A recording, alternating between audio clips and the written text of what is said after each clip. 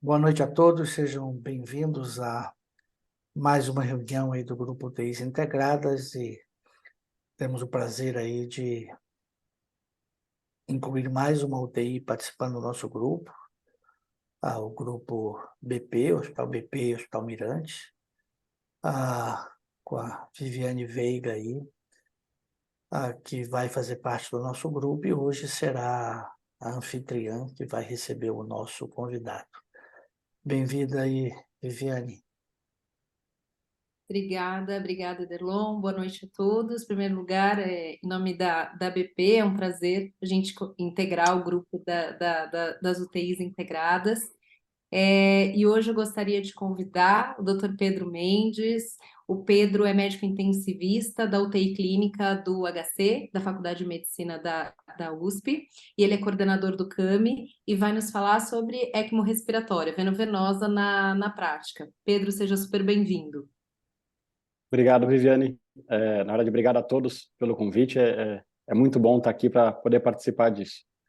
Então, a ideia é a gente conversar nesses próximos 40 minutos sobre oxigenação por membrana extracorpórea com suporte respiratório, ou seja, ECMO veno-venosa, e discutir alguns aspectos práticos disso.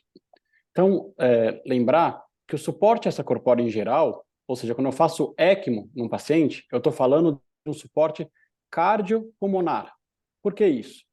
Porque eu posso fazer ECMO veno-arterial, ou seja, eu retiro o sangue de um leito venoso, passo numa bomba, passo numa membrana de oxigenação e devolvo em um leito arterial para dar suporte ao coração. Além disso, ao passar esse sangue para uma membrana de oxigenação, eu consigo dar suporte ao pulmão, ou seja, fazer suporte respiratório. E é uma das poucas modalidades de suporte extracorpóreo que consegue dar um suporte biventricular, tanto ao coração esquerdo quanto ao coração direito, se isso for o caso. Mas quando eu falo de suporte extracorpóreo, existe uma gama de possibilidades. Desde o suporte para insuficiência cardíaca ou choque cardiogênico com ECMO veno-arterial, até uma soma de suporte cardíaco e respiratório, seria uma VVA, uma ECMO VVA para suporte tanto pulmonar quanto cardíaco, ou uma ECMO respiratória, então seria uma ECMO veno-venosa, ou mesmo uma ECMO principalmente focada, um suporte extracorpóreo focado em remoção de gás carbônico, que seria o que a gente chama atualmente de ECOR. Mas hoje, embora cada um desses temas dê uma aula, o foco é a gente discutir sobre ECMO veno-venosa na prática. Antes da gente discutir o dia a dia, como que a gente faz, como manejar, um pouco sobre canulação, é necessário responder uma pergunta importante sobre ECMO, que é qual que é o papel da ECMO respiratória? Por que a gente coloca um paciente em ECMO veno-venosa para suporte respiratório? E a ideia é que a ECMO ela tem que garantir ventilação mecânica protetora. Ou seja, quando eu coloco um paciente em ECMO, eu estou atrás de garantir o mínimo de troca gasosa, um PO2 minimamente aceitável, um CO2 que deixe um pH razoável, ou seja, é o mínimo para que eu consiga proteger esse pulmão, garantir ventilação mecânica protetora até a recuperação do pulmão. A ECMO, por si só, não trata o pulmão de ninguém. Ela funciona como uma ponte, oferecer o mínimo até o tempo de recuperação pulmonar. E por que a gente tem que comentar sobre isso? Porque se o papel da ECMO é servir de ponte, a gente tem que pensar que naqueles pacientes no qual a ECMO é ponte para lugar nenhum, talvez isso não faça sentido. Ou seja, doentes no qual eu não vejo perspectiva de recuperação pulmonar, talvez a ECMO não seja a melhor forma de tratamento para esse doente. E com isso eu trago aqui a referência da ELSO, que é a Sociedade de Suporte Extracorpóreo, com relação às indicações para a ECMO veno-venosa em pacientes.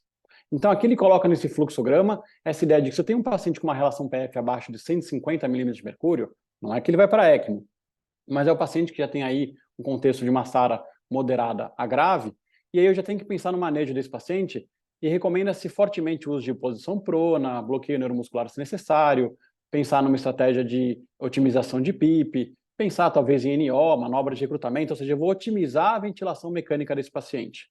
E a partir do momento que esse paciente tem uma ventilação mecânica já otimizada, mas ainda assim ele mantém um desses 3 critérios que eu ressaltei aqui, ou seja, uma relação PF abaixo de 80 milímetros de mercúrio após otimizado, e aí uma ênfase principal em esse paciente, se possível, sempre pense em pronar, porque é o que mais faz sentido, ou se ele mantém um pH menor do que 7,25, apesar de frequência respiratória mais elevada, e ele coloca aqui 35, o que isso é referência em alguns lugares, em outros serviços usa mais do que 35, e aí, ou seja, para que eu consiga otimizar o pH, ou eu vou ter que extrapolar frequência, ou eu vou ter que aumentar volume corrente e extrapolar platô e deixar de ventilar protetor. Isso seria uma indicação de ECMO. Ou talvez num pulmão que eu já não antevejo recuperação, mas ele ainda é uma ponte para o transplante pulmonar. O uso da ECMO é uma ponte para o transplante. Então, se eu tenho um paciente que, apesar de uma ventilação mecânica otimizada, eu mantenho um desses critérios, eu devo avaliar esse paciente para suporte com ECMO, a não ser que ele tenha uma possível contraindicação. E atualmente, se for olhar no guideline da ELSO, não existe uma contraindicação absoluta. Entra tudo como relativo, mas é claro que se eu falar que tudo é relativo, eu estou querendo colocar um suporte que é caro e de difícil realização para muitos pacientes. Então, a grande questão não é que é para sempre colocar ECMO, mas eu preciso considerar qual que é o melhor paciente ou não. Mas, em geral, o paciente com lesão do sistema nervoso central, seja incapacitante ou irreversível, não é candidato a ECMO. Paciente com sangramento sistêmico ou alguma forma de contraindicação à anticoagulação, não é uma contraindicação absoluta, mas, em geral, são pacientes perigosos para ir para ECMO. Como é um suporte extracorpóreo, em geral, eu preciso, sim, anticoagular. Na ECMO veno-venosa, eu posso ser um pouquinho mais permissivo. Na ECMO veno-arterial, já não. Eu realmente preciso de anticoagulação. Pacientes com imunossupressão, existe um prognóstico pior para pacientes com diagnóstico, por exemplo, de HIV, mas, no entanto, se essa doença, se ele tiver um HIV controlado, isso não muda nada com relação à indicação. Pacientes de idade avançada, e a ELSO nem se compromete em qual que é o número, qual que é o ano que cortaria um paciente de colocar para ECMO. Ou seja, tem pacientes que têm idade avançada, têm um prognóstico pior. No entanto, isso vai ser uma decisão de acordo com funcionalidade, status prévios desse paciente. E aqui um ponto que ventilação mecânica com mais de 7 dias, e no qual são 7 dias de SARA, por exemplo, com platô alto, com um FO2 muito alta, talvez seja uma contraindicação à ECMO, uma vez que esse pulmão já não está mais na fase exudativa do contexto de SARA, já tem um contexto de fibrose maior e uma baixa probabilidade de recuperação. Eu não vou falar que é só ventilação mecânica acima de 7 dias, porque um paciente podia estar entubado por conta de nível de consciência, e lá pelo 6º ao 7º dia, ele evolui com SARA e talvez ele seja, sim, candidato a ECMO, ou seja, são contraindicações relativas. Mas a partir do momento, então, que eu indiquei a ECMO nesse paciente, eu tenho que pensar que, se meu objetivo é proteger o pulmão, será que ela realmente protege o pulmão?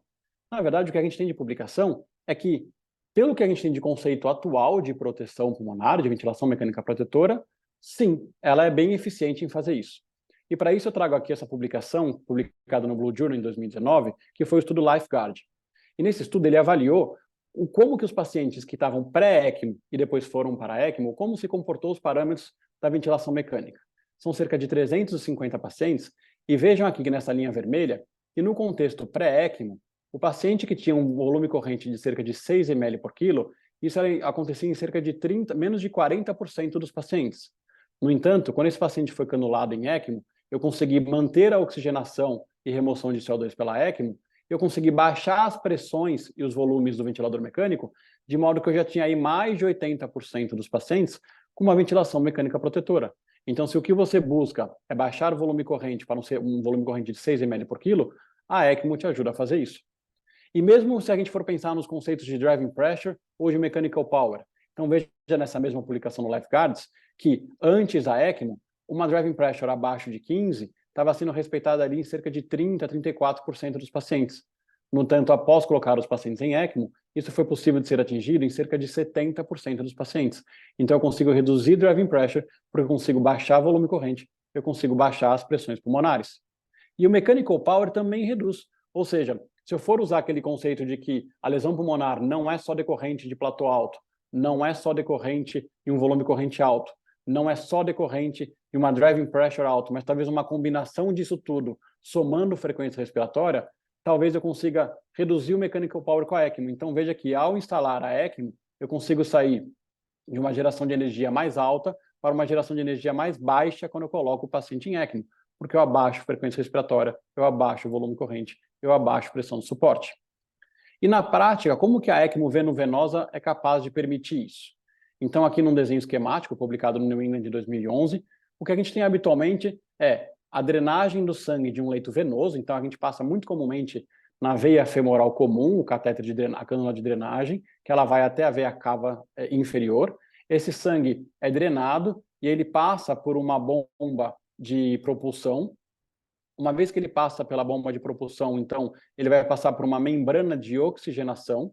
Nessa membrana de oxigenação vai ter passagem de gás fresco, geralmente pode ser oxigênio a 100%, e existe troca gasosa nessa membrana de oxigenação. Na sequência, esse sangue agora oxigenado retorna num leito venoso, aqui ele está em vermelho, mas ele retorna em leito venoso, na ECMO venosa, e vai ser devolvido na entrada do átrio direito e vai passar pelo pulmão.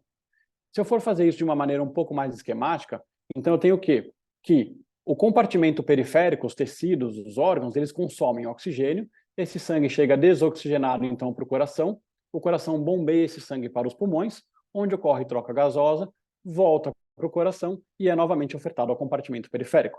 Lembrar que cerca de praticamente 100% do débito cardíaco passa pelos pulmões desse paciente. E aí o que eu vou garantir para a oxigenação, nesse caso, é a pressão média alveolar e aumento de FiO2. E o que eu vou garantir para a remoção de CO2 seria então um volume corrente e frequência respiratória. No entanto, se eu estou precisando extrapolar o que eu chamo de parâmetro protetor, a ideia seria colocar esse paciente em ECMO veno-venosa. Então eu vou retirar o sangue de um leito venoso, passo na membrana de oxigenação, o sangue volta oxigenado da ECMO, vai então ser ofertado ao coração, e veja que eu tenho uma mistura de sangue venoso que vinha do coração, que vinha do compartimento periférico, com o sangue oxigenado da ECMO, ele passa para o pulmão, onde tem nova troca gasosa, ou seja, a ECMO nada mais é do que um sistema de oxigenação e remoção de CO2, insere ao pulmão nativo do paciente. Isso volta às câmaras cardíacas esquerdas e é ofertado ao compartimento periférico. É uma soma, são dois sistemas em séries que vão estar fazendo oxigenação. E lembrar também que, diferente do meu sistema pulmonar nativo, não é 100% do débito cardíaco que passa pela ECMO, e isso tem implicação em oxigenação, que a gente vai falar mais para frente.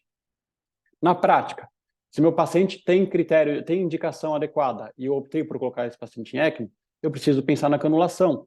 Não estava lá nas contraindicações, mas falência de acesso venoso acaba sendo uma contraindicação por impossibilidade de canular esse paciente.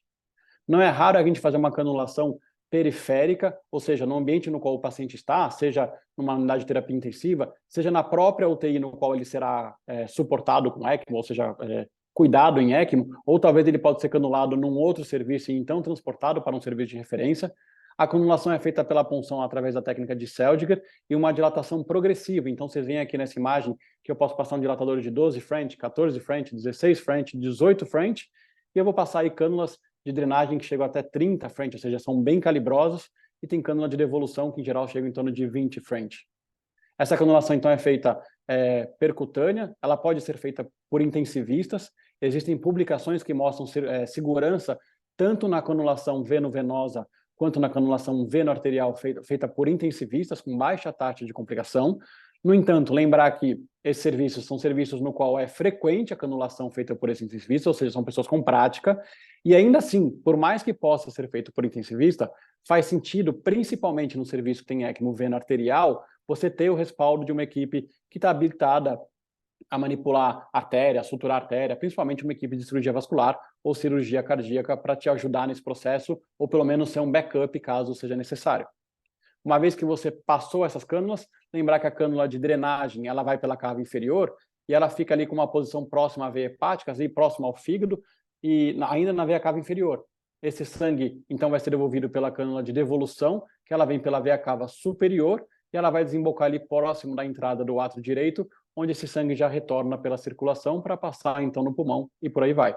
Veja nessa imagem de ultrassom que a cânula de drenagem, a ponta dela aqui, está, então, na veia cava inferior, próxima à entrada aqui da veia hepática, e a cânula de devolução está aqui na entrada do átrio direito. A gente consegue visualizar isso com ultrassom e muitas vezes usamos ultrassom à beira-leito para conseguir posicionar adequadamente essas cânulas.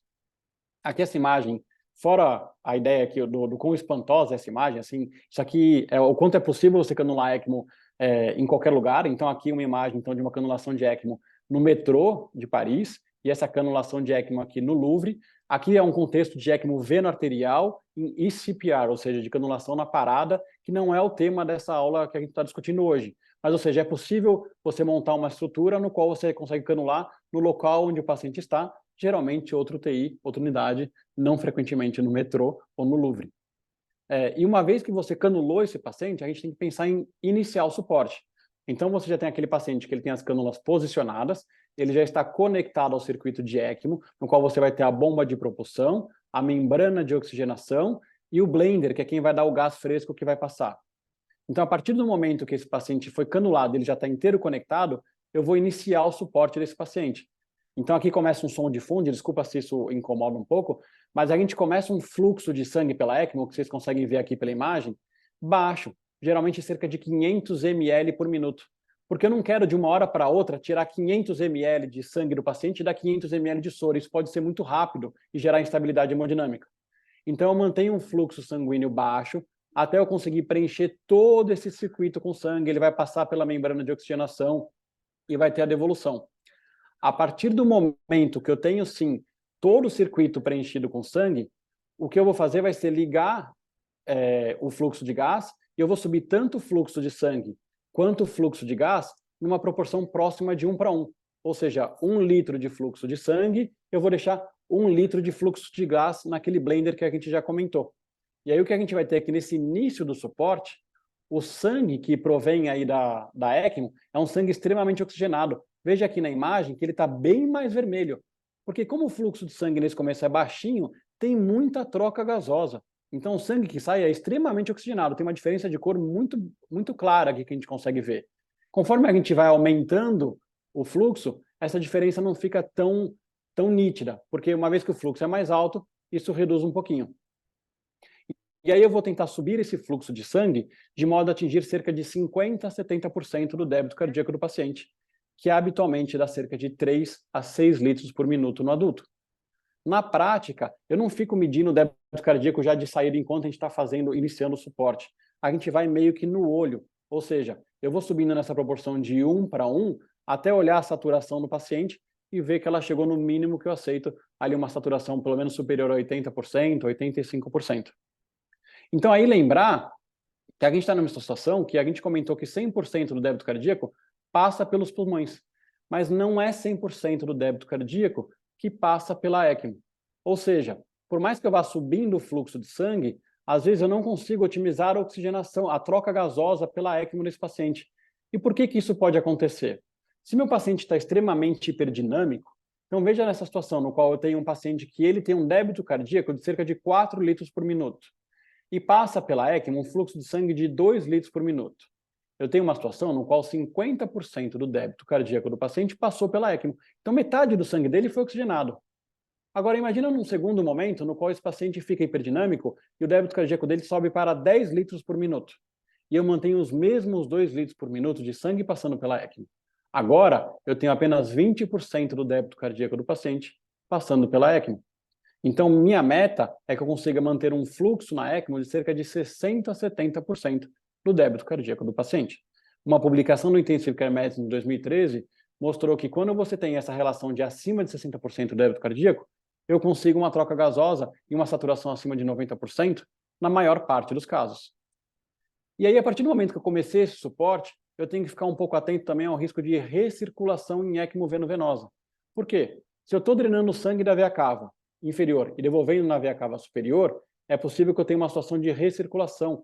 Aquele sangue oxigenado que volta da ECMO pode ser drenado novamente pela cânula de drenagem. Então o sangue fica recirculando e não vai efetivamente para o paciente.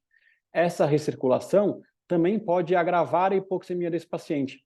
Quanto maior o fluxo que eu boto de sangue desse paciente, maior a taxa de recirculação. É como se eu estivesse apertando a mangueira, e ao apertar a mangueira ele faz um esguicho, e aí ele sai direto da cânula de devolução para a cânula de drenagem. Então, quanto maior o fluxo de sangue, muitas vezes maior a taxa de recirculação desse paciente. Aqui, só para exemplificar, veja aqui uma paciente, se alguém conseguir abrir o áudio, vocês estão me ouvindo bem? Que eu estou ouvindo... Ouvindo bem, sim. Perfeito. Perfeito. Legal. Então aqui é um caso interessante de uma paciente que a gente, no desespero ali para canular, a gente só tinha uma canula curta de 38 centímetros de drenagem e não uma de 55, a paciente era grande, a gente passou e a gente não estava dando conta de oxigenar essa paciente, porque a gente estava conseguindo manter apenas fluxos de sangue baixo, porque a cânula não era adequada. Então essa aqui é a cânula de drenagem dela, com sangue bastante enegrecido, desoxigenado, e aí a gente decidiu, bom, se a gente não está conseguindo um fluxo de sangue alto porque a cânula é inadequada, vamos passar uma cânula mais alta para colocá-la de posição mais adequada? Então, a gente fez um suporte em Y aqui. A gente paramentou completamente, colocou um conector em Y e encaixamos uma cânula que foi posicionada lá em cima. Mas veja que interessante, que por mais que essa cânula tenha ficado bem posicionada, essa cânula ficou bem próximo à cânula de devolução.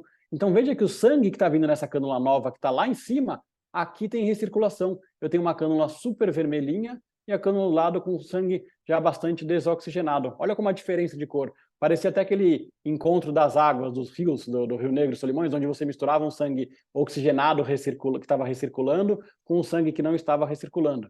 Então, eu tenho que sempre pesar essa adequação de fluxo de sangue junto com a adequação de recirculação conforme eu faço meu suporte. Mas a partir do momento que eu canulei, está tudo bem posicionado, eu preciso ajustar. Como que eu faço para ajustar CO2 e oxigênio do meu paciente e oxigenação dos meus pacientes? Primeiro, cuidado ao corrigir números.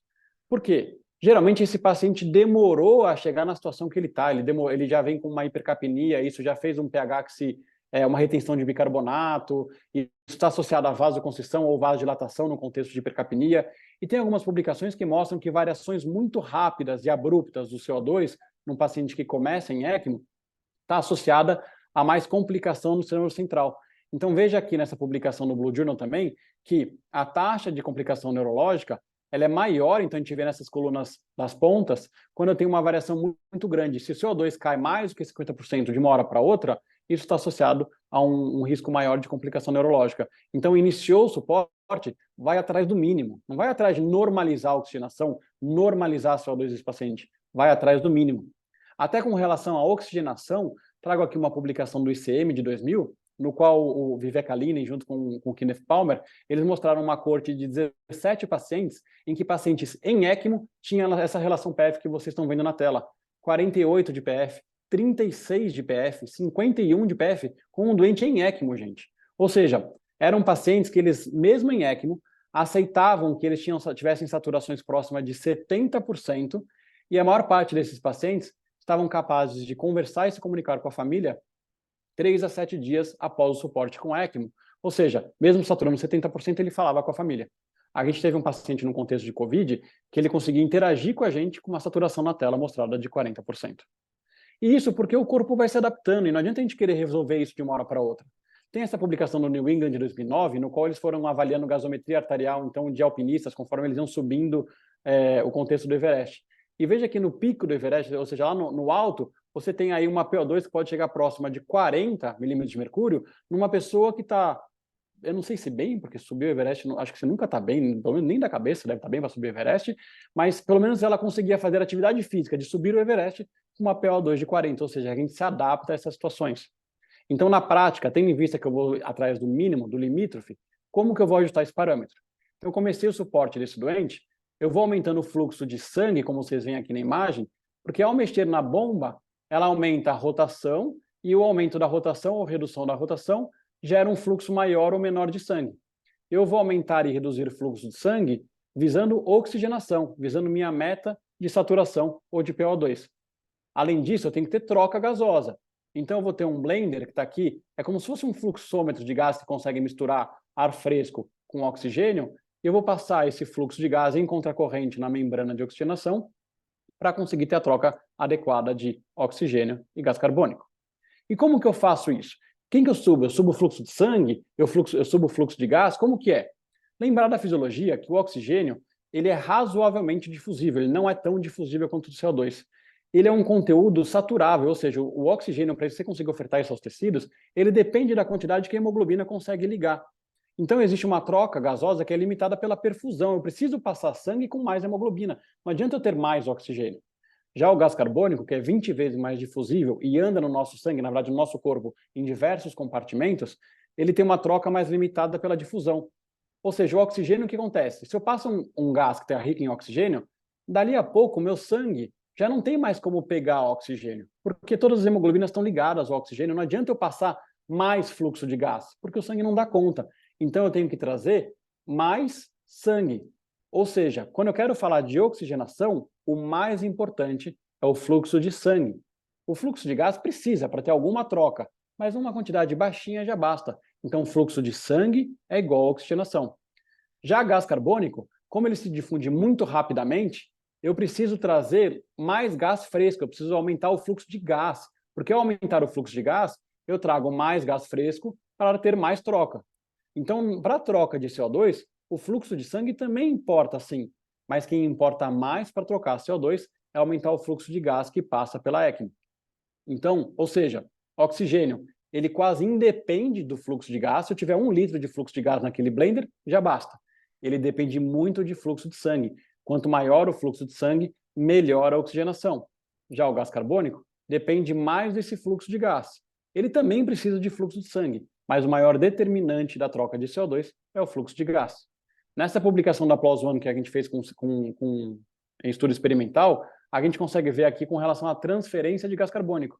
Então veja que conforme você vai aumentando o fluxo de sangue, você aumenta sim a transferência de CO2.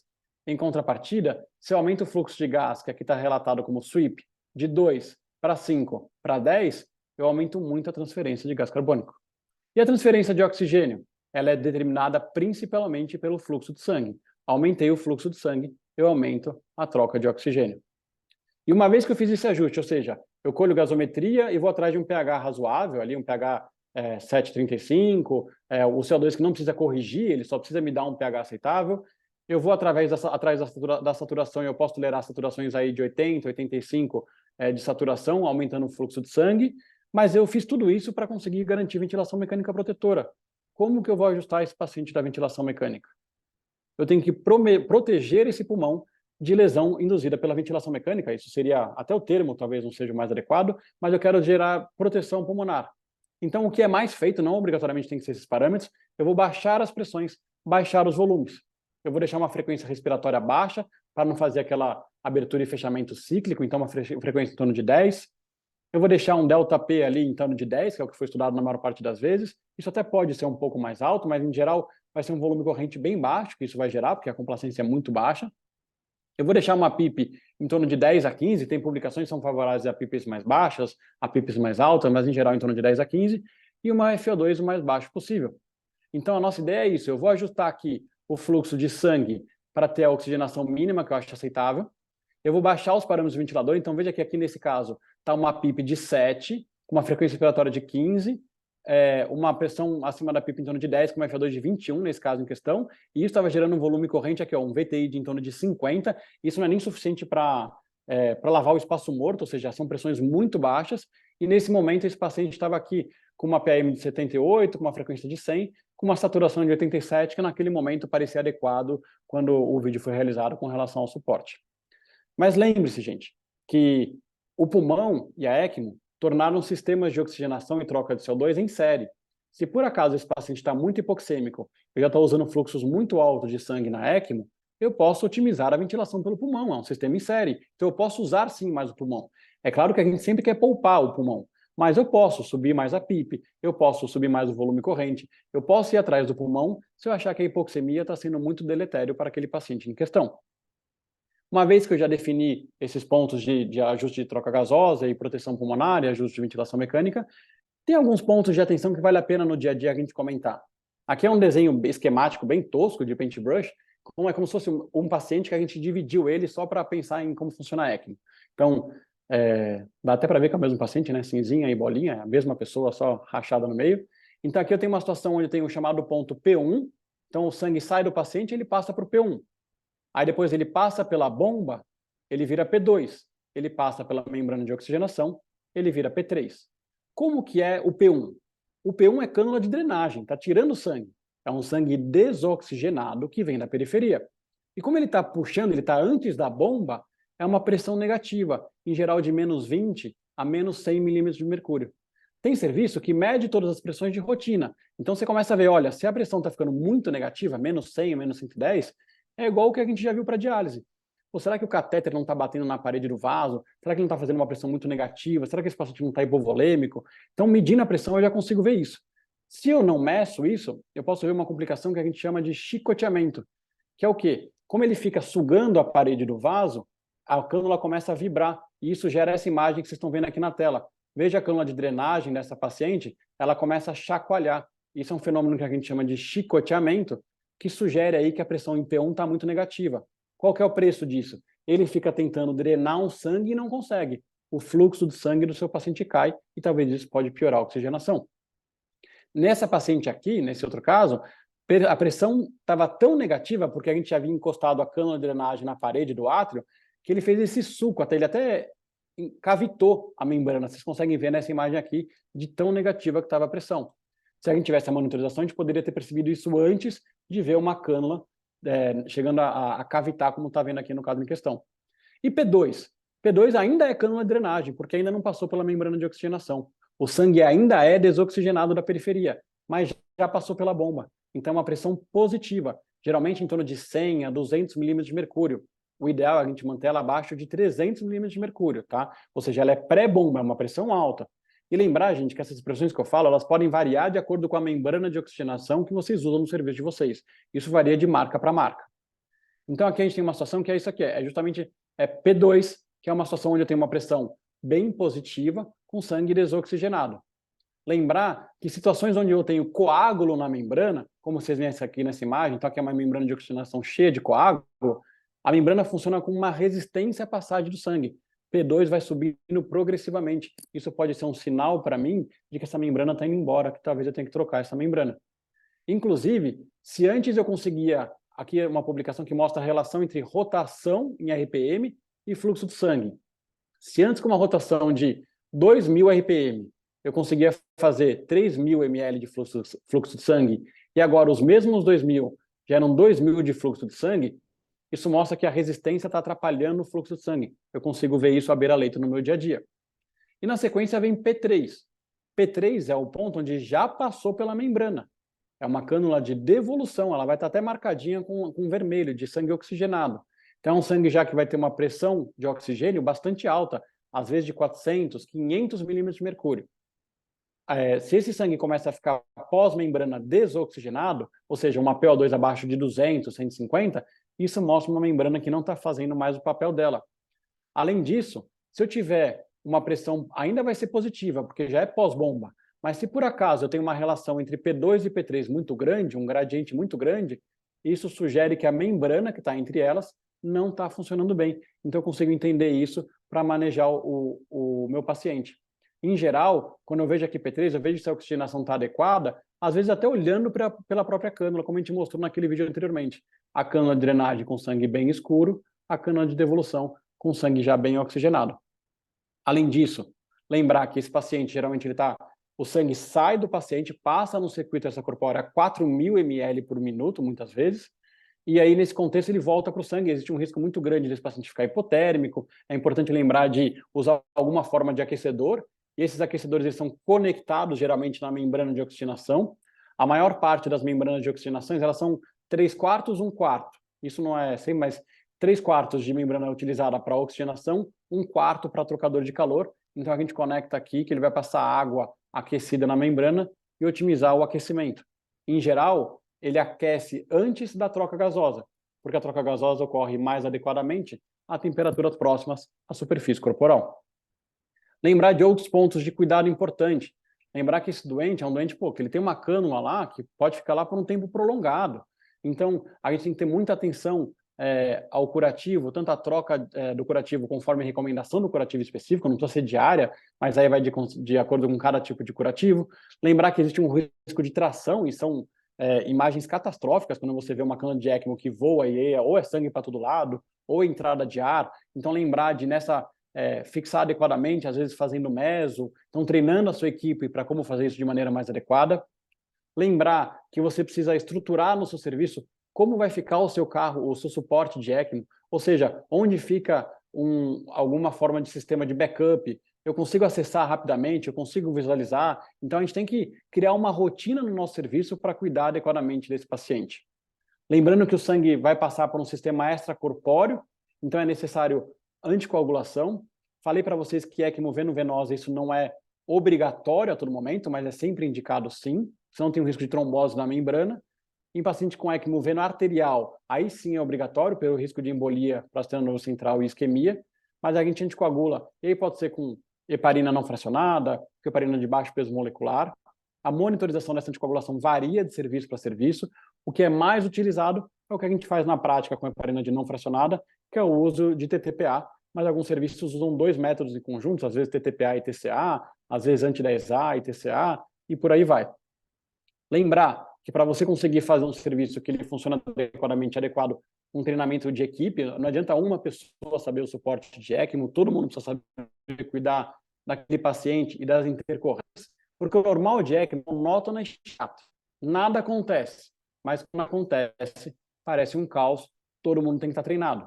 Tem que ter capacitação, treinamento experimental ou com manequins, educação continuada de toda a equipe envolvida, fazer treinamento dos principais troubleshootings, porque é isso, uma entrada de ar parece um caos, e no momento do desespero a gente não consegue ajudar aquilo. Então as pessoas têm que ser treinadas nessas situações de caos, até que ela deixe de ser um caos, que a gente saiba manejá-la de maneira adequada. E a gente tem que valorizar todo aquele time, e colocar ECMO no serviço é uma coisa legal que não só você valoriza o time porque eles aprendem, mas eles se sentem fazendo parte de um time como um todo. É uma dos suportes que eu vejo um suporte integrado, assim, de mais gente participando, e isso é muito legal. Lembrar que quanto ao resto do cuidado desse doente, isso segue igual a qualquer paciente crítico.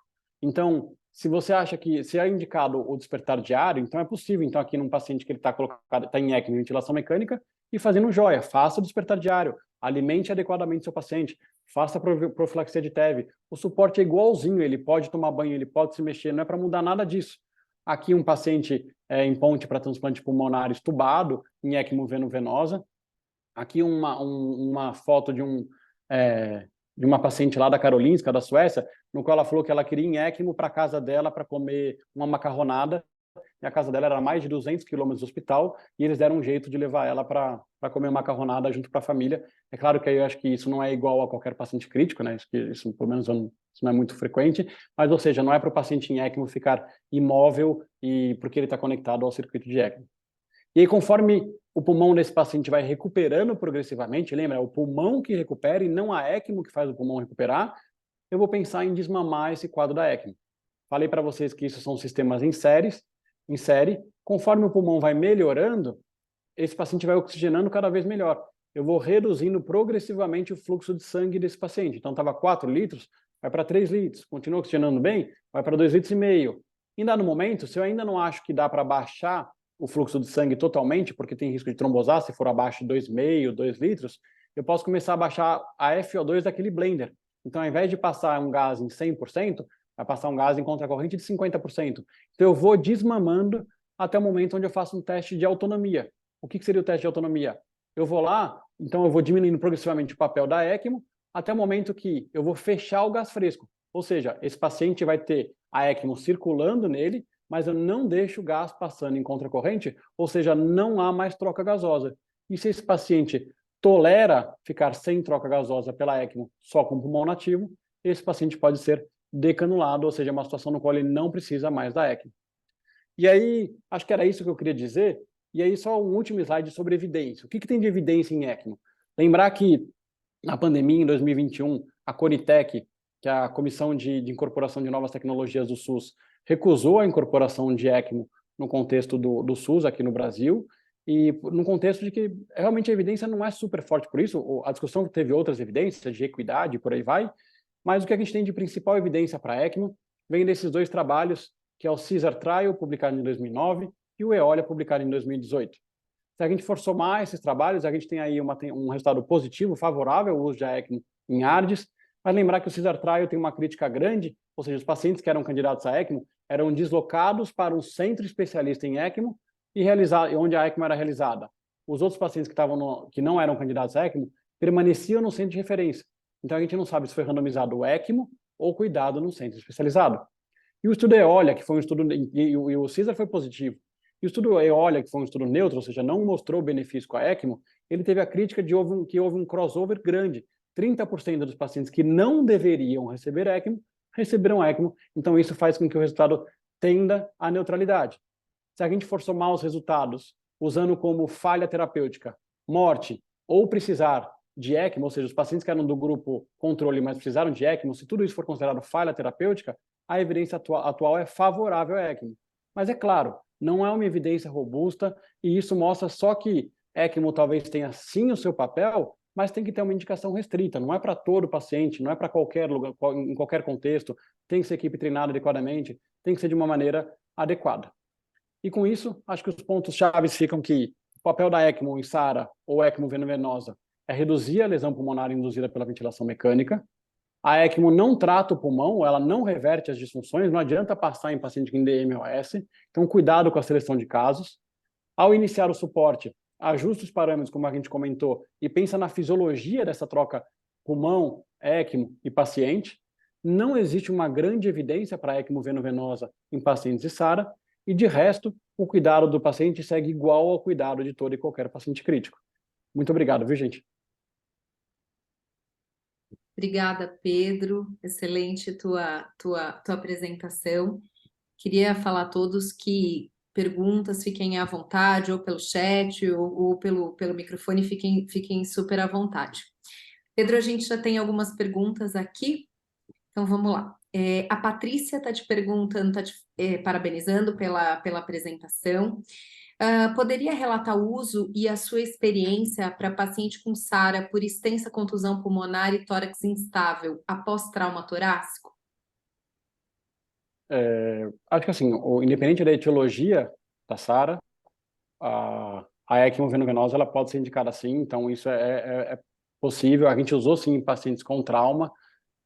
Teve um paciente, inclusive, que ele foi primeiro para ECMO veno-venosa, depois virou uma ECMO veno-arterial, porque além da contusão pulmonar, ele tinha uma destruição, ele fez uma insuficiência aórtica aguda nesse contexto, o que seria até talvez uma contraindicação relativa à insuficiência aórtica aguda, a ECMO veno-arterial. Mas então, assim, é uma etiologia de SARA. Então, não SARA é uma causa, é uma doença sindrômica, qualquer que seja a etiologia, se não tiver contraindicação, não tem problema. Então, sim, pode ser utilizado. Não tem grandes cortes a respeito disso, o grosso é em pacientes com SARA, a maior parte por infecção. Mas até se for lembrar, o primeiro caso de ECMO do mundo, que foi em 1972, publicado no New England, foi um paciente vítima de politrauma, que era um motociclista, que foi colocado em ECMO veno-arterial por contusão pulmonar. Não sei se me fiz claro, mas acho que pensando, se depende da etiologia, se a síndrome é SARA, não tem problema.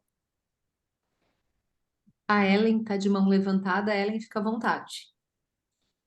Professor Pedro, Ellen, eu queria Tudo fazer uma bem? pergunta para ti. Tudo bem.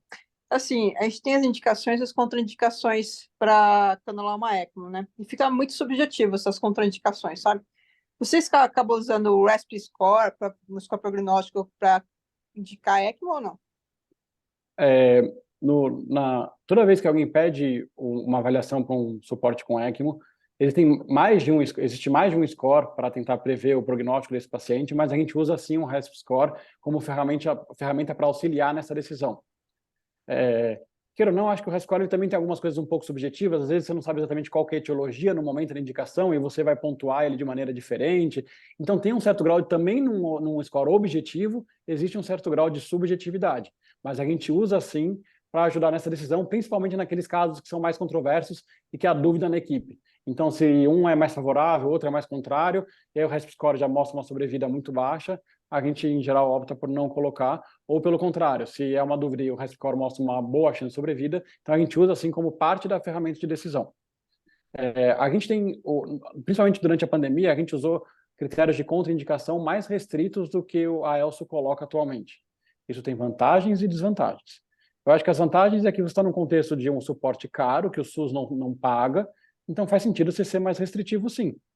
A desvantagem é que se você é muito restritivo, talvez você coloque pacientes mais tardiamente, isso pode piorar seus desfechos. E além disso, se você coloca muito pouco paciente, você não treina a sua equipe. Não estou falando que a gente tem que treinar a equipe com indicações inadequadas, mas assim, isso é uma balança que a gente tem que reavaliar no dia a dia. Boa, obrigada, professor. A Maria Amélia está de mão levantada. Fica à vontade, Maria Amélia. Eu não estou conseguindo abrir o vídeo só, mas está dando para me ouvir? Tá sim. Tá bom. Doutor Pedro, eu tenho duas dúvidas, na verdade, bem práticas, assim, na minha atuação como plantonista, digamos assim, sem ser de um time de perfusão. A primeira delas é, quando eu chego no plantão e tenho um paciente em ECMO, existem algumas coisas que eu preciso fazer de rotina, exemplo, o suipar, lá que chamam, né, na bomba. Preciso coletar gasometria pré e pós-membrana a cada quanto tempo? Então, tem alguma coisa definida, assim, desse protocolo? E a minha segunda pergunta é em relação ao fenômeno de recirculação. Então, quando a gente tá na UTI e começa a ver que o paciente está recirculando e isso está causando repercussão hemodinâmica, existe alguma manobra que eu consiga fazer na hora de, por exemplo, distanciar um pouco mais as cânulas, uma e a outra, como, por exemplo, colocando um apoio dorsal no paciente? E qual momento que eu preciso sair de sistema se tiver tendo alguma intercorrência, eu como plantonista? Obrigada. Bom, A aula foi ótima. obrigado, e obrigado pela pergunta. Então, assim, com relação à primeira pergunta, o ideal é que você não precise chegar no plantão e refazer o checklist do circuito. Porque tem por mais que seja simples, eu acho que todo mundo que está envolvido na equipe tem que saber fazer o checklist, ele tem aí alguns problemas que podem acontecer. Por exemplo, então a suipada. A suipada, o que consiste a suipada? É você aumentar muito o fluxo de gás que passa pela membrana para tirar aquele líquido que está na membrana e aumentar a superfície de troca, tirar aquele condensado. Então, isso é feito geralmente, aí depende do protocolo de serviço, 6 em 6, de 12 em 12 horas e por aí vai, mas às vezes tem gente que inclusive quer obstruir a portinha de saída desse fluxo de gás para tentar dar o povo chama espirrar a membrana, fazer e sair realmente aquele tanto de gás condensado. O problema é que quando você obstrui isso, existe um risco maior de ruptura das fibras da membrana e até lesar, e até destruir essa membrana de oxigenação, com extravasamento de sangue e um quadro que pode ser bastante grave. Então, por mais que seja simples, o ideal é que isso seja parte da rotina do dia a dia. Assim. Então, faz logo antes de passar o plantão noturno, faz logo no início do plantão da manhã. Ou seja, não precisa ser no meio da madrugada. Mudanças de noite eu acho que são sempre perigosas. Mas isso não quer dizer que não tenha que saber fazer sim. Então, o ideal, na minha opinião, é ter um checklist diário definido pela própria equipe assistencial. Ou seja, eu tenho que checar a bomba. Será que a bomba está funcionando? Se por acaso sair da energia, ela funciona? Se for um PLS, ou seja, algum que depende de passar, como fala, creme para você ter leitura do fluxo de sangue, esse creme foi trocado? E se não foi, o que eu preciso fazer? Então, como que faz essa troca? Eu preciso fazer essa chamada swipada? Eu preciso olhar o circuito em busca de coagulação? Então, isso depende da estrutura local. Eu vou avaliar como é que estão as entradas das cânulas, a fixação das cânulas. Então, é ideal ter um checklist, deixar lá pronto, que alguém treinado, em geral a enfermagem faz isso muito bem, é importante empoderar a enfermagem nesse sentido para fazer. Então, o ideal não era ficar, o ideal é ficar a critério da enfermagem treinada para isso, então não veio uma coisa específica para isso. Agora, com relação à sua segunda pergunta de recirculação. Então, lembrar que recirculação, queira ou não, é a cânula de drenagem de devolução devolvendo na cânula de drenagem. Então, o ideal é que você consiga distanciar isso ou, de alguma maneira, diminuir o risco de recirculação. Se você, às vezes, só reduzir o fluxo de sangue, se isso for possível de acontecer, isso pode reduzir a recirculação, porque só de reduzir aquele squeeze effect, diminui já essa desembocadura na cânula de drenagem de novo. Mas às vezes não dá, porque o seu paciente está muito hipoxêmico. Então você pode tentar várias tentativas de mudança de posição. Então o que você sugeriu é colocar um coxim dorsal, porque se as cânulas estão assim, na hora que fica dorsal, talvez elas se distanciem. Mas talvez só virar para um lado, virar para o outro, a gente não sabe o que está acontecendo lá dentro. Então bota o paciente para lá, bota ele para cá e vai olhando, vê o que dá certo. Assim, não necessariamente uma única estratégia vai dar certo. Outras estratégias com relação à recirculação, mas aí depende realmente de uma paramentação estéreo, é tracionar a cânula. Só que eu já vi mais de uma vez tracionar a cânula e piorar o fluxo. Então tem que tomar muito cuidado com isso. Outra situação é você colocar uma outra cânula de drenagem, isso é possível. E em casos extremos, mas é muito raro, é você partir para uma ECMO VA, onde não há recirculação, porque são leitos diferentes. Então, tem sim estratégias que podem ser feitas, mas acho que naquele momento ali, tô no plantão, o que eu faço? Eu tentaria vir o paciente para lá, vir o paciente para cá, distanciar ele, aumenta a PIP, abaixa a PIP, tenta fazer situações que podem mobilizar essa cânula no dia a dia. E a terceira pergunta eu não me lembro, desculpa. Foram só duas, doutor. Tá bom. Obrigado. Muito obrigada pela resposta, viu? A aula foi excelente. Obrigada. Pedro, tem mais duas perguntas aqui para você no chat, então, te parabenizando também mais uma vez. Em relação à monitorização cardíaca invasiva, por exemplo, catéter de artéria pulmonar, qual o impacto da ECMO veno-venosa nos parâmetros, por exemplo, de PVC, resistência vascular sistêmica, prisão de oclusão da artéria pulmonar, e como podemos fazer para a monitorização hemodinâmica mais avançada nestes casos? Boa. Isso também varia de serviço para serviço, mas o que a gente tem que saber é que não é que ele está contraindicado um catéter de artéria pulmonar, não é que está contraindicada a termodilação transpulmonar, mas ela tem limitações importantes no paciente que está em ECMO. E o principal disso é que, queira ou não, o sangue, a termodilação, quando você fazer por bolos, você injeta na via proximal, que vai ser lida na via distal. E se você tem uma cânula drenando aquele sangue injetado, antes dele chegar na via distal e medir o débito cardíaco, ele vai ser drenado, passar pela ECMO e depois voltar no sangue distal. Então, talvez isso não seja adequado. Então, na minha tese, inclusive, foi uma ideia de avaliar a perfusão pulmonar do paciente em ECMO. E o ideal seria medir sempre o débito cardíaco. E no começo a gente começou a ver justamente isso. Quando eu tentava fazer a injeção de salina gelada, o débito cardíaco ficava louco. Então, o que a gente acabava fazendo era reduzir o fluxo de sangue da ECMO temporariamente para fazer essa medida. Isso é passível de ser feito no contexto de uma tese no modelo experimental. Isso nem sempre é passível de ser feito num paciente, porque ele depende daquele suporte. Então, tanto termodilação transpulmonar quanto catéter arteriopulmonar, isso vai falsear o débito cardíaco. Então, o que a gente vê muito no dia a dia da prática, em pacientes com ECMO veno arterial, é o uso de eco transesofágico, ecocardiograma transtorácico. A janela, às vezes, é limitada, mas transesofágico auxiliando muito nessa decisão de desmame e por aí vai. Então é isso, realmente ele vai falsear. Guilherme, também te parabenizando, e se podemos usar ECMO para uma ponte para TX, se existe, podemos usar como ponte para TX, se existe algum limite de tempo em que o paciente pode permanecer em ECMO? Olha, Guilherme, existe a limitação de custo e da própria membrana. De novo, não estou querendo falar que se o paciente vale ou não vale, tá? Isso não cabe a mim. Lembrar que a maior parte das membranas aprovadas no Brasil, em uso do Brasil, elas são aprovadas para um uso de até 14 dias. Isso é o que é colocado pela Anvisa. A membrana da Eurosets foi aprovada recentemente para 30 dias. Mas a membrana pode durar menos do que 14 dias ou mais do que 14 dias. Isso fica a seu critério a beira-leito clínico do quanto que ela está oxigenando tanto que você quer ou não. Então, a gente já teve um paciente que com uma única membrana usou essa mesma membrana por 53 dias, com anticoagulação adequada e um tempo prolongado. A gente teve uma outra paciente que era candidata a transplante de pulmão, mas ainda não tinha saído a decisão da equipe de transplante de pulmão, então a gente teve que trocar ao longo de todo o suporte dela 4 vezes a membrana de oxigenação. A gente teve paciente que ficou 3 meses em ECMO, 4 meses em ECMO. No entanto, acho que aí vai a questão de, olha, se esse paciente é candidato ou não, e se ele vai ser listado ou não, tentar priorizar. No Brasil não existia até recentemente uma ideia de priorizar o paciente em ECMO como para o transplante de pulmão. Isso, no contexto de Covid, voltou essa discussão, porque muitos pacientes foram reavaliados para transplante nesse contexto. Mas, assim, então não há um limite. Lembrar que é um suporte que ele pode inflamar seu paciente, e é possível que durante o suporte ele evolui com DMOS e saia da lista. Mas não há uma data limite, há 2 meses, 3 meses, 4 meses. É o quanto você achar adequado.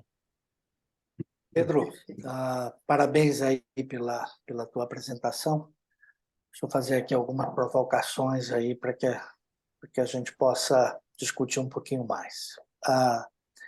Bom, você chamou a atenção já no começo da tua aula de um ponto muito importante, que é a definição de para que se precisa da ECMO, né? Qual é o teu objetivo aí quando você está instalando uma ECMO VV. Sempre que a gente tem alguma nova tecnologia dentro da nossa especialidade, isso é comum, a gente acaba tendo um grande interesse despertado por essa tecnologia, e aí a gente vai no pêndulo na questão do uso, não usar demais, até que a gente chegue no racional aí da utilização adequada. É óbvio que você deixou bem claro que você sempre tem que entender que se eu não tenho pulmão, a única ideia de utilizar ECMO para esse paciente é se eu tiver a perspectiva de transplantar esse pulmão, né?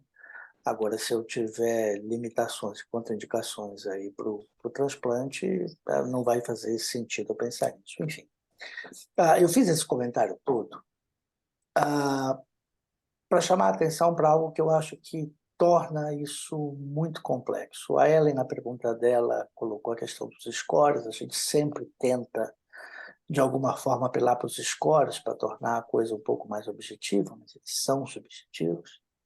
E acho que a gente tem um complicador a mais no Brasil, em especial. Se a gente pensar, por exemplo, em países onde o sistema de saúde público, vamos pensar no Canadá, por exemplo, onde a saúde pública custeia a utilização da ECMO. versus no nosso país, onde o SUS não paga, e via de regra isso acaba sendo algo que tem que ser bancado por alguém. Ah, isso faz com que as discussões acerca de indicações sejam ainda mais complexas. Qual a tua impressão? Você que vem de um hospital público, por assim dizer, né?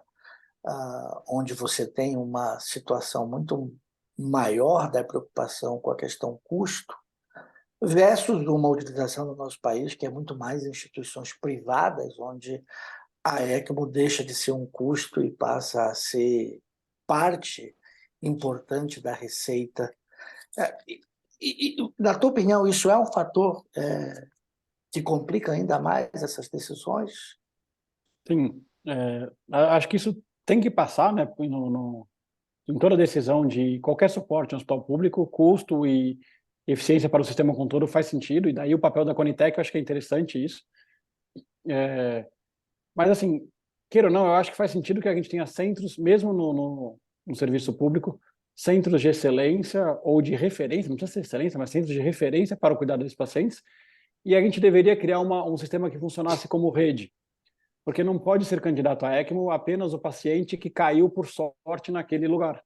Então, talvez se você tem uma situação onde você consegue referenciar o CROSS, que seria um sistema estadual aqui em São Paulo ou em qualquer outro serviço, um sistema que consegue referenciar esses pacientes de maneira adequada, talvez de um grande pool de pacientes que não têm indicação, você consiga selecionar alguns que, putz, se você não colocar, talvez é o paciente que tem muita indicação e ele é um paciente jovem e que tem uma expectativa de vida longa, talvez até você, no contexto do SUS, hiperselecionar. Mas aí isso realmente depende de uma rede bem montada, não pode ser sorte de estar nesse serviço. Agora, em contrapartida, eu concordo que, eu juro que me dá medo de que a ECMO vire a diálise.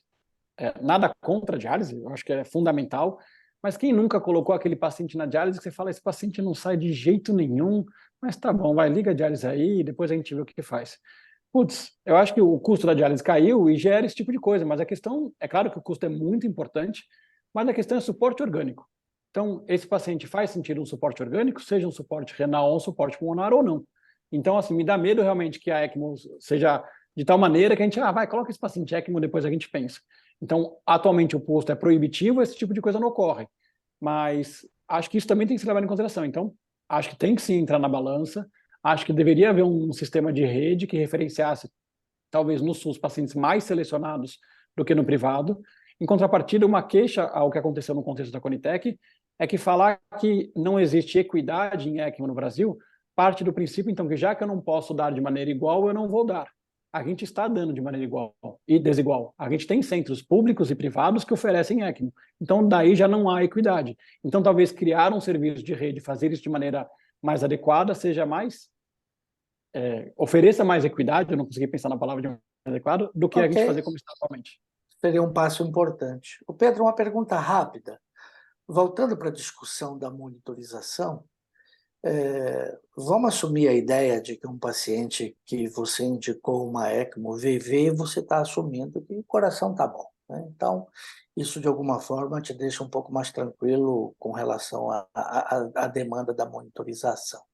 Ok, vamos pensar que esse paciente tem uma SARA grave, hipertensão pulmonar, VD, etc. Mas se eu vou garantir uma ventilação mecânica mais do que protetora para ele, também eu estaria já aí com esse VD não tão sob risco. Então, de verdade, eu fico aqui pensando que talvez a questão importante em termos de monitorização para esse paciente é mais a ideia de você ter informação do débito cardíaco para você poder ajustar o teu fluxo para oferecer para ele um fluxo proporcional aí ao débito dele.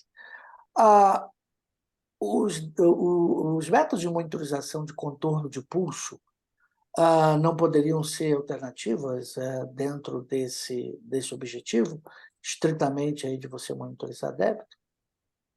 Assim, como a ECMO, no caso de ECMO veno-venosa, ainda mais tendo em vista que não tem nenhuma interferência na circulação arterial, eles seriam passíveis de serem avaliados sim, e eu acho que as limitações às análises a análise de contorno de pulso, ela cairia na mesma limitação do doente crítico em geral.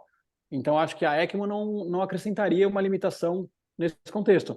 Mas, em geral, é um paciente grave, e por ser um paciente grave, muitas vezes droga vasoativa que sobe e desce. Talvez, nesse caso, o número em si não seja super acurado. Mas acho que pela ECMO em si, acrescentar uma limitação acima do que é já do doente crítico, acho que não. Acho que tem as limitações para o doente crítico. Pedro, eu acho que só trazendo um pouco também do que vocês estavam falando, a questão de equidade e tal, e trazendo um pouco da experiência do serviço privado, né? A gente também, serviço privado, está com bastante dificuldade em relação a essa questão das operadoras de saúde também.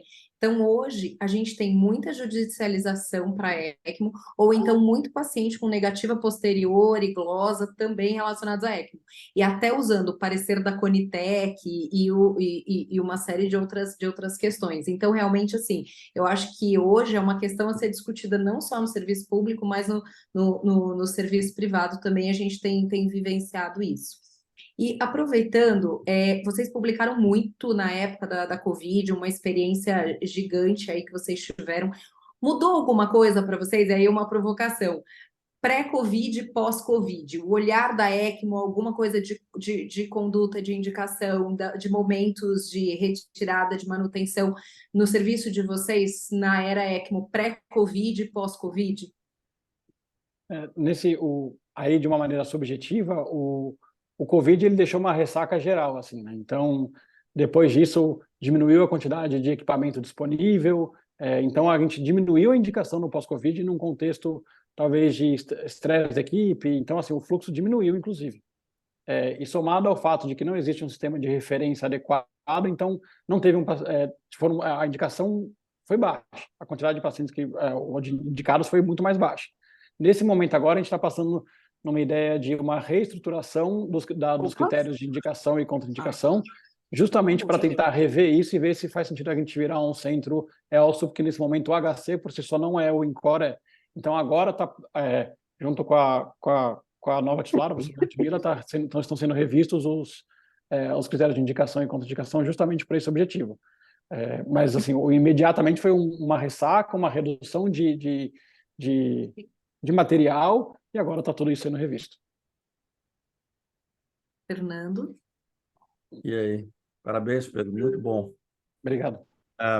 Em relação a esse comentário do Ederlon, há alguns anos eu fiz o curso lá do Alan Combes em Paris, e se a gente deixar de lado o viés que os franceses não gostam do Swan, eles não usam por uma questão fisiológica, que é justamente isso que tu explicaste, né? O circuito, né, ele desvirtua a fidedignidade da mensuração do débito cardíaco, então eles só usam eco. Mas eu gostaria de fazer duas perguntas, desculpa a minha ignorância. Assim, uma delas é viável, já que eu vi que a cânula ela fica muito perto da veia hepática ali. Então, a gente tem uma ideia, ou daria para ter uma ideia, coletando sangue, que é uma coisa que a gente não faz no dia a dia na UTI, para avaliar a perfusão esplâncnica. Isso tem ajudado na orientação terapêutica, principalmente naquele paciente que está em choque, não é? No manejo, né, desses pacientes. Eu tenho uma ideia, eu sei que a saturação venosa no território esplâncnico ela é um pouco mais alta, por exemplo, do que no cérebro e no coração. Não é? E é um território que fica sempre num segundo plano, né? Então, essa é uma questão que eu gostaria de ver contigo, assim, se isso tem usado. E a outra quando se usa 100%. Se eu faço uma ventilação com FA2 alta, 100%, eu vou ter lesão. O oxigênio vem pelo lado epitelial da membrana alvéolo capilar. Se eu coloco, né, uma hiperóxia, vamos dizer assim, né, a nível de saturar a minha hemoglobina muito alto, ela vai chegar pelo lado endotelial da barreira alvéolo-capilar. Isso é o que faz a diferenciação entre SARA primária e secundária, por exemplo, da onde vem a lesão. Isso acaba impactando também assim na recuperação do pulmão? Com relação à primeira pergunta, então, a gente não... Está me ouvindo? Sim, sim. Isso.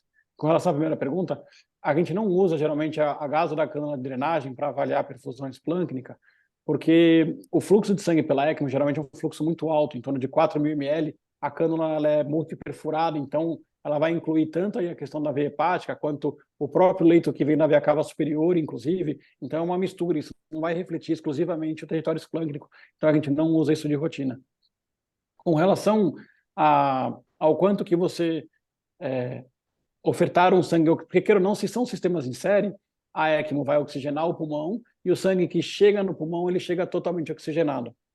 Então, a minha tese foi justamente nesse sentido, de avaliar se, ao chegar um sangue totalmente oxigenado no pulmão do paciente, será que aquela vasoconstrição pulmonar hipóxica, que otimizava a troca gasosa, isso é uma resposta adaptativa do paciente, será que se o sangue chegar oxigenado, ele não vai tirar a vasoconstrição pulmonar hipóxica e piorar a troca gasosa no pulmão nativo, só porque já chegou um sangue totalmente oxigenado?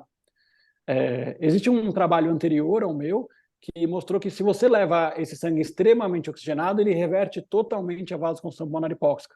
Então é possível que no desmame da ECMO, se você estava lá com uma quantidade de oxigênio muito alta, você tenha que ajustar isso para devolver a vasoconstrição pulmonar hipóxica e otimizar a troca gasosa.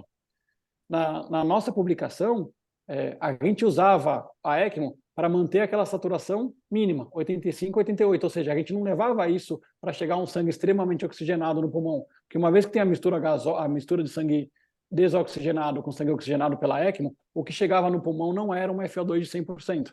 Então, nesses pacientes, o que a gente tem é que isso aí não mudou tanto a perfusão pulmonar.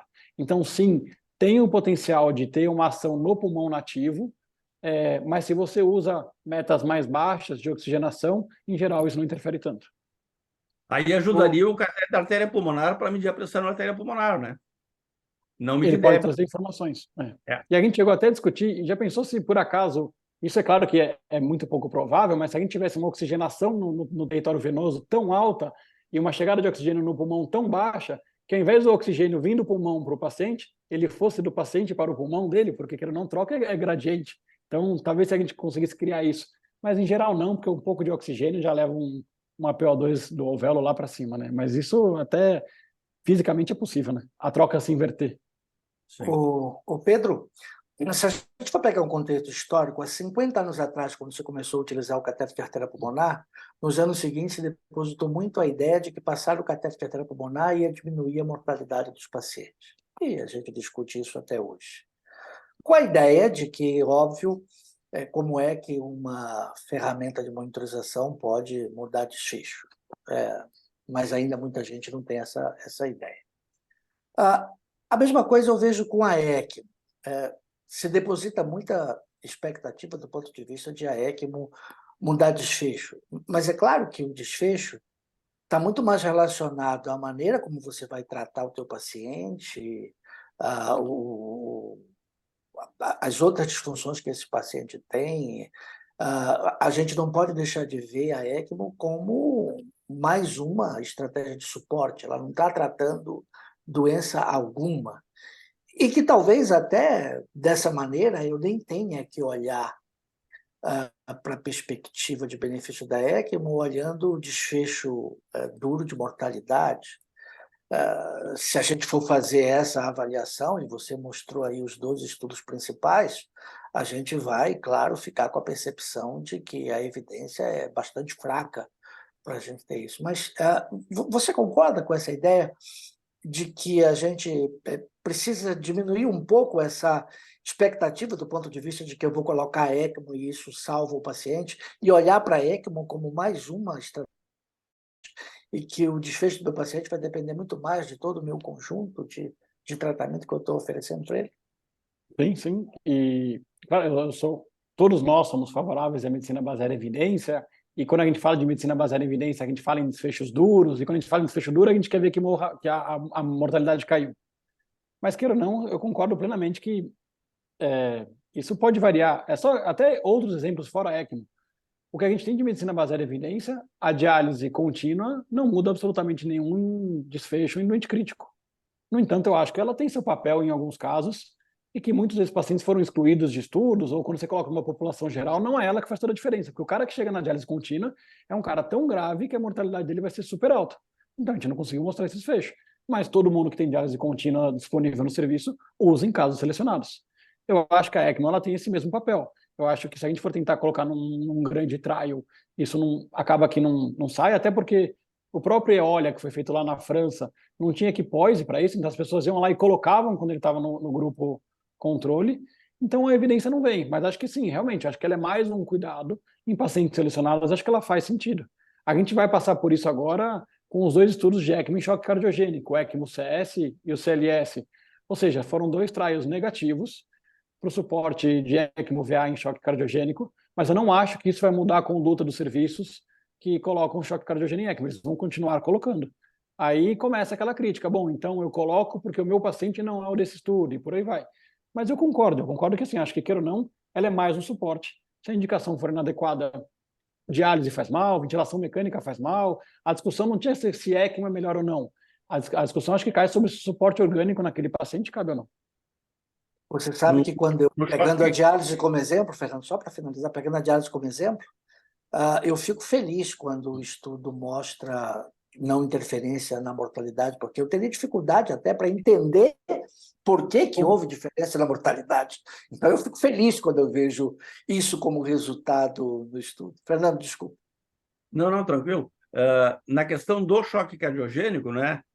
Um dos grupos que mais tem estudado choque cardiogênico aí nos últimos 5, 6 anos é o grupo da Mayo Clinic, né? Lá de Minneapolis.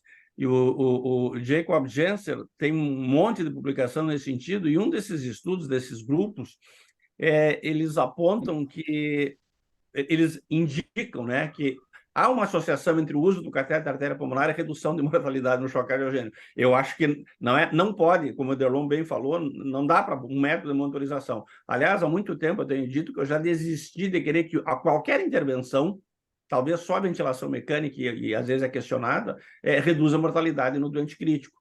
Mas a questão é que eles mostraram essa associação, vamos dizer assim, com redução de mortalidade com o uso da monitorização hemodinâmica com SUAN, em pacientes que usaram suporte não o BIA e não a ECMO, e sim não é o Tandemhart, é o Impela? O Impela. Eles mostraram estudos pequenos ainda, assim, mas eu não sei assim qual é a tua vivência, se tu tem alguma experiência, vocês têm com isso, não é? Fernando, ventilação mecânica não reduz mortalidade, Fernando. Má ventilação mecânica aumenta a mortalidade. Vai, Pedro. Mais ou menos isso. Não, mas na mão do Bjork Ibsen reduziu, né, cara? Os caras tinham CO2 de 90 a 120 e não ventilavam, né? Até com relação ao catéter arteriomonar, não necessariamente falando a favor ou contra, mas a gente usa muita evidência do PECMAN que não eram doentes em choque cardiogênico. Basicamente com insuficiência cardíaca descompensada. Então, acho que insuficiência cardíaca descompensada talvez não seja a população, mas isso matou a ferramenta de monitorização para muita coisa. Então, acho que é o que todo mundo aqui colocou de... Não é ele que vai fazer a diferença, mas acho que tem doentes no qual a análise de controle de pulso faz diferença, a transmissão pulmonar faz diferença, o catéter pulmonar faz diferença, no qual a diálise faz diferença, a ECMO faz diferença. Mas talvez isso não é tão fácil de mostrar em trials, que são super necessários, eu super apoio, eu adoro, mas... No Pac-Man, a turma tinha disfunção orgânica há uma temporada, né, Fernando? Não, mas o Pac-Man serviu para duas coisas depois de um estudo pós-hoc, né, que mostrou que tu colocar um SUAN, né, tu usa para evitar a hipóxia tecidual, vamos dizer assim. Tu colocar, depois que tu tem um SOFA igual ou superior a 7, o que significa que o teu doente está entubado em ventilação mecânica com 0,15 de nora, tu já tem 7, tu já perdeu tempo. E o tempo médio entre o paciente desenvolver a necessidade de manejo hemodinâmico e colocar o SUAN não pode passar de 16 horas, o que eu acho muito, né? Pega um paciente com choque e em 6 horas tu já definisse, né? Mal ou bem, o Rivers mostrou isso, né? Ok. Pedro, tem mais uma pergunta no chat aqui da Patrícia. É possível chegar em PIP zero? Então, assim, é possível, tanto que mesmo no COVID ou em outros pacientes com SARA, a gente estubou bastante paciente. Então, se esses pacientes foram estubados, eles não tinham nenhum suporte ou nenhuma PIP extrínseca. Então, é sim possível. É claro que tem uma corte do Matthias Schmidt que ele compara a PIP de 10 versus PIP de 15, e talvez PIPs mais altos foram associados a melhores desfechos, mas é um estudo de associação. Eu acho que se a ECMO está dando conta do fluxo do seu paciente, da troca gasosa, ok, você pode usar um PIP de 0, mas se o paciente precisa de ventilação mecânica, nesse contexto eu não usaria uma PIP de 0, porque se eu acho que ele precisa da ventilação mecânica, eu tentaria otimizar a ventilação de alguma maneira com o pulmão nativo do paciente. Então não acho que é proibitivo, mas também eu não acho que isso tem que ser uma questão de honra, vou deixar 0, eu vou estubar, se você precisa do pulmão, usa o pulmão. Pedro, só mais uma última pergunta. O que a gente vê do ponto de vista prático, né? A gente tem todas essas questões de indicação, mas também a gente tem muita dificuldade, às vezes, na hora de falar, vamos tirar, ou então, assim, não responde e vamos limitar os esforços. Vocês têm, a equipe de paliativos tem acompanhado esses pacientes de forma sistemática? Como é que vocês têm trazido essa questão do paliativo nesse perfil de pacientes? Não, a gente não coloca equipe de paliativos de rotina no cuidado desses pacientes, embora faz todo sentido que se o paciente está numa gravidade que ele esteja em ECMO, esse paciente tem um risco de morrer muito mais do que sobreviver. Cuidados paliativos a ele faz sentido, seja por qualquer equipe que ofereça, e a equipe de paliativos é uma equipe sempre parceira nesse sentido. Uma das pacientes que era candidata foi avaliada para transplante de pulmão. Ela, durante todo esse processo de avaliação, teve 3 ou 4 trocas de membrana. Foi um caso que marcou muito todo mundo lá, porque a paciente era uma gestante, nasceu o filho, ela amamentou o filho em ECMO, e aí, em dado momento, o transplante foi... Não, o transplante foi recusado. A equipe recusou a indicação do transplante. E aí, a partir do momento que ela não era candidata a transplante e a gente não previa a recuperação, a gente tinha que conversar com ela, acordada com o filho que estava no andar de baixo, sobre não trocar a membrana e ela falecer nesse sentido. Então, criou-se uma situação horrorosa, e aí lidamos provavelmente super mal, poderíamos ter lidado melhor, porque acho que assim, a gente envolveu bastante gente, bastante equipe, mas ficou todo mundo muito envolvido nesse Não tem contexto. como não se envolver, né? Exato. Então e aí a gente simplesmente parou de trocar a membrana, a gente avisou ela que a gente não ia mais trocar, explicou, conversou com ela, parou de trocar a membrana, e aí, quando ela começou a reter CO2, ela foi gradualmente ficando mais sonolenta e ela não teve uma percepção muito clara, porque acho que com a carbonarcose ela foi meio que apagando assim mesmo. Mas assim, todo mundo aqui já passou por diversas situações ruins na vida, onde as pessoas ao redor no hospital, morreu um familiar, e a gente fala, eu sinto muito, mas olha, acho que ninguém me consolou tanto do que quando morreu essa paciente. Impressionante, assim, porque eu andava, as pessoas olhavam para mim, me paravam, me abraçavam, eu falava, não, eu sei que... Mas assim, isso gerou uma situação no hospital muito grande, assim, uma comoção muito grande. Mas assim, acho que a gente não tem isso estruturado, faz sentido. Eu vejo isso em hospitais, por exemplo, mais forte, por exemplo, no Sabará, que por ser mais forte, eu digo assim, um hospital onde acho que a comoção seja maior por ser um hospital infantil, tá? Não digo com relação a hospital bom ou ruim. É um hospital pediátrico, então aí sim, realmente, isso eu vejo o envolvimento e um comitê de ética e que avalia não só questões éticas, mas uma discussão ética maior sobre esse caso, e eles envolvem esse comitê nessa decisão, porque isso tira um pouco das costas do médico, um contato com a família, e isso alivia o médico para tomar essa decisão também. Perfeito. Ciro, Rubens, querem fazer alguma colocação? Não, Uma pergunta, Pedro. Tu nunca pensaste em publicar essa experiência? Acho que eu preciso passar um pouquinho dela antes. Assim, na verdade, até que não foi, mas não pensei mesmo em fazer isso. Não, porque tem uma sessão do JAMA que eu acho fantástica. O nome da sessão é A Piece of My Mind. E ali tu tem relatos assim incríveis, não é? Vocês já chegaram a ler alguma vez aquele da Debbie, It's Over, Debbie? Então, eu acho que essa tua experiência aí é mais ou menos parecida com a da Debbie. Eu li esse aí, inclusive, e eu lembro quando eu li, esse aí é razoavelmente recente. Ele é... Não, esse da Debbie já tem mais de uma década. E quase dançou o editor do JAMA na época, porque chegaram a incriminá-lo que estaria fazendo a apologia da eutanásia.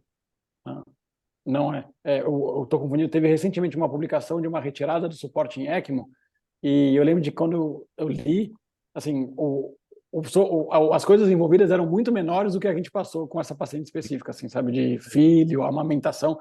A gente, aí chegou no extremo, assim, a gente mandava para a equipe de transplante a foto dele amamentando para ver se a gente conseguia, sabe? Aí virou uma coisa que não deveria chegar. Acho que faz sentido criar um serviço profissional de modo que isso tire um pouco essas emoções. Aí entra o sangue latino. Eu tenho bastante. Verdade. Ah, Vivi, obrigado aí, obrigado, Pedro. Também não tenho colocação nenhuma, só me veio uma curiosidade. A gente vive num momento que o ultrassom ajuda quase tudo, certo? Seria a mesma contribuição no caso da ECMO, ou ele poderia ajudar a conduzir os parâmetros que a gente define dentro da ECMO? Eu acho que ele pode ajudar, principalmente ao medir o débito cardíaco, definir o fluxo de sangue em caso de hipoxemia, definir se essa hipoxemia é porque o débito está tão alto que eu não estou conseguindo atingir o fluxo adequado. Na monitorização pulmonar, acho que ele pode ajudar como uma ferramenta fácil de ser feita para ver que o pulmão está voltando a aerar. Então, isso é possível. A gente até chegou a começar a escrever um protocolo existe um fenômeno chamado fenômeno de branqueamento. Quando você coloca o paciente em ECMO, o pulmão dele piora. Provavelmente é porque a gente abaixa as pressões, isso gera um colapso, somado a uma inflamação extra pelo circuito da ECMO. Então, tem algumas coisas que mostram que o lance, se a gente for pontuar desse paciente, ele aumenta quando ele é colocado em ECMO, e até isso é uma coisa que tem pouca publicação, daria para fazer. Mas acho que seria mais uma descrição do que algo que maneja no dia a dia, que ajuda o manejo no dia a dia. Agora, o débito cardíaco, eu acho que faz sentido. Em ECMO veno arterial, monitorizar a perfusão do membro que tem a cânula arterial, acho que isso é muito importante. E no desmame de ECMO veno arterial é muito importante. Na veno venosa, eu acho que é menos, mas o débito cardíaco é importante, sim. E canulação, né? Canulação, sem dúvida. Vivi, antes de você encerrar, eu queria só fazer um comentário, principalmente para os nossos residentes, de que a ECMO, sem dúvida, é mais uma estratégia de suporte à disfunção orgânica que veio para ficar. A nossa especialidade, desde o início dos anos 70, de 73, quando essa síndrome foi descrita, da disfunção múltipla de órgãos, essa é a principal síndrome que a gente cuida dentro das UTIs. E estratégia de suporte às disfunções orgânicas é o nosso dia a dia. Daqui a pouco nós vamos começar a utilizar mais ainda suporte para disfunção hepática, né? Também já há descrição de pacientes que estão fazendo simultaneamente ECMO, diálise, e o suporte para disfunção hepática conjunta, enfim. Mas a gente não pode perder a percepção de que isso são estratégias de suporte, que elas precisam ser adequadamente indicadas, de que a gente cuida de pacientes, de que a gente tem que olhar para o nosso paciente, considerar o prognóstico desse paciente, se faz sentido o suporte a essas disfunções orgânicas. A gente não pode dissociar a intervenção do cuidado médico com o paciente, com a família. Eu acho que isso é fundamental. Muito obrigado aí, Pedro, pela excelente apresentação. Tenho certeza que todo mundo aproveitou bastante. Vivi, é com você. Bom, queria agradecer, Pedro, excelente discussão, excelente aula. Queria agradecer a todos os presentes, tá bom? Então, até a semana que vem. Uma boa noite, uma boa semana a todos. E a Vivi já colocou a Deb aí no chat, pessoal. Quem quiser baixar lá. Isso, coloquei a referência aqui. Muito bom. Muito legal. Obrigado, viu, gente? Beijão para vocês obrigado. todos. Tchau, Valeu. tchau. Tchau, Um abraço a todos.